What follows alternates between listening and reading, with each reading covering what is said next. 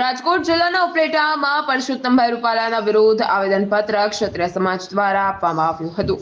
ઘણા સમયથી પરસોત્તમભાઈ રૂપાલા પોતે એક દુખીના પરિવારના કાર્યક્રમમાં ગયા, તેમાં પાછળથી જ નિવેદન આપ્યું હતું। તેમાં રૂપાલા સાહેબે તેવું જણાવ્યું હતું કે હું એક સામાન્ય કાર્યક્રમમાં ગયો હતો, જે કાર્યક્રમ કોઈ ખાસ ન હતો। ખરેખર શું આજે દલિત સમાજ તેના માટે ખાસ નથી? શું તેમને મત આપતા નથી?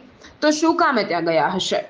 આજે રૂપાલાના દલિત સમાજનું પણ અપમાન કર્યું હોય, જેથી કરીને વંથલી તાલુકામાં તેમના વિરુદ્ધ એટ્રોસિટી મુજબ ગુનો પણ દાખલ થયો હતો। તો આ રૂપાલાએ પોતે સત્તાના જોશમાં પોતે પોતાની ભાન ભૂલી ગયા હોય તેવું લાગી રહ્યું છે।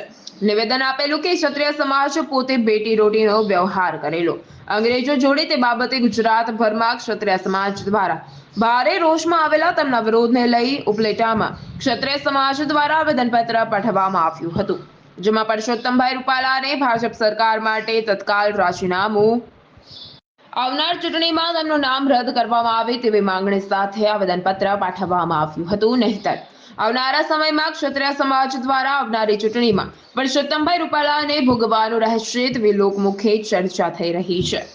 રાજુ ચૌહાણ, મહાદેવ ન્યૂઝ, ઉપલેટા।